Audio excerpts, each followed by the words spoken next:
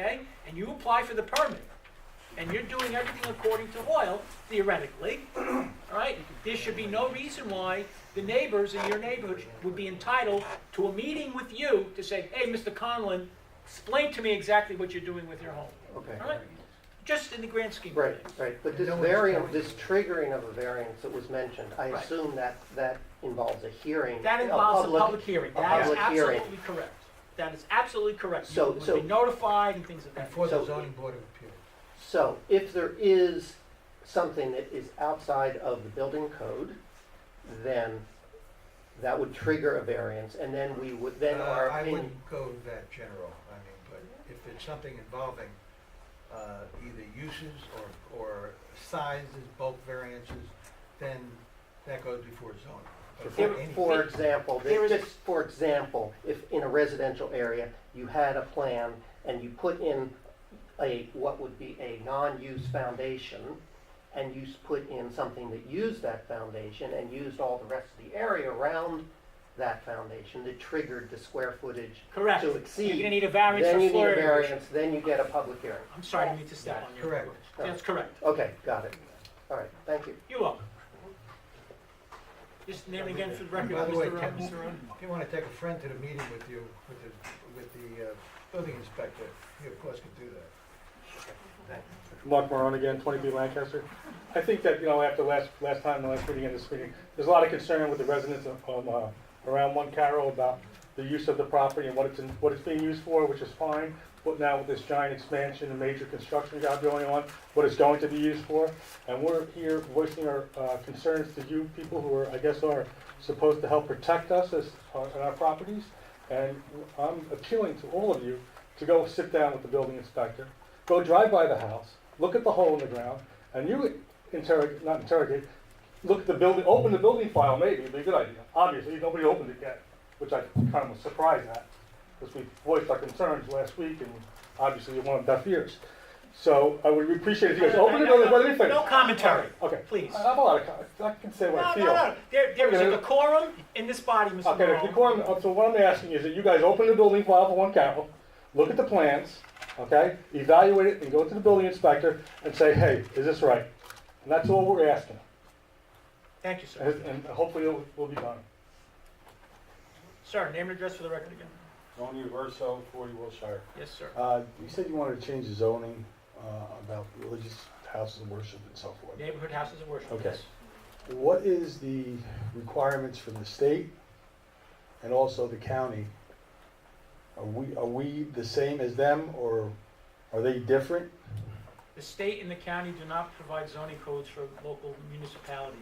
That's the whole idea with being a village. You're independent and you get to make your own zoning rules. In other words, there is no state requirements of any sort. There's building codes and things of that nature. There's case law that says how you have to review applications, that you're not arbitrary and capricious and things of that nature. But if you're looking for a state zoning code, none exists that I'm aware of. All right, so in other words, what your answer is you don't rely on anything that happens in the state or the county. Correct.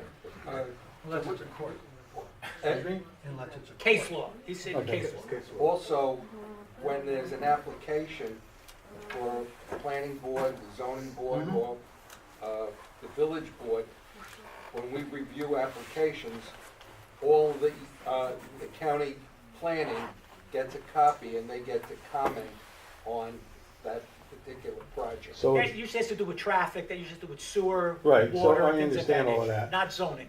And the town has. well, not zoning in the sense where, let's say the county, I'm only saying, I don't know if this is what they're gonna, they need 5 acres of property. Doesn't exist. Okay. There's no such animal. There's nothing in the county law that says that in the county of Rockland, you need to have X acres for a house of worship. Okay.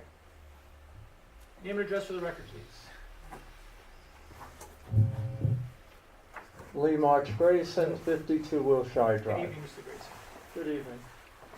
I was wondering what the status regarding zoning changes for the area of between DeSalvo and Summit on Red Schoolhouse. The Red Schoolhouse Road corridor study is still being compiled by our planners, and my hope is that we'll be getting the assessment back from them any day.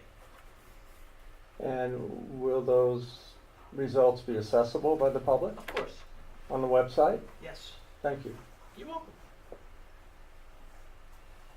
Anyone else? Questions, comments? Ms. Berry, you getting up for another question, or did I embarrass you A that you're question, leaving? no, it's just a Okay. question.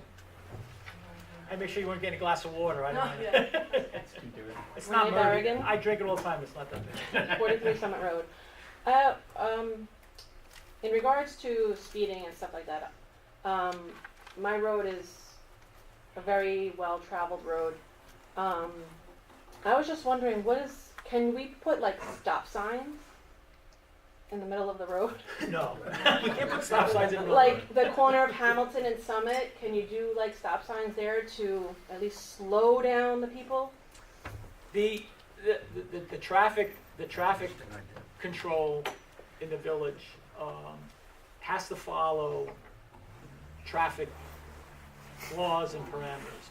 What we can do is, what we normally do is when we have a complaint such as yours, we refer to the Ramapo Police Department to assess the traffic area.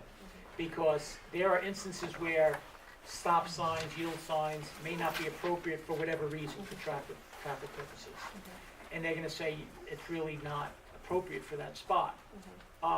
If they say that, you know what, it's probably not such a bad idea, the next step would be then we speak with our village engineer to make sure that it would go dovetail into the traffic in the surrounding area.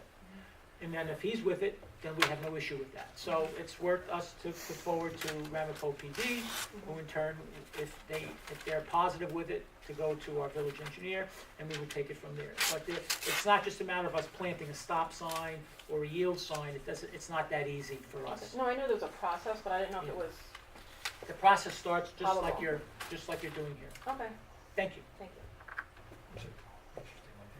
Anyone else? There being none, I'll close the public, motion to close. Move to close. Motion? Thank you, trustee Cohen, thank you, trustee Miller for the second, all those in favor? Aye. Opposed, there being none, thank you very much, have a good evening, everyone, good holiday, and hopefully spring is truly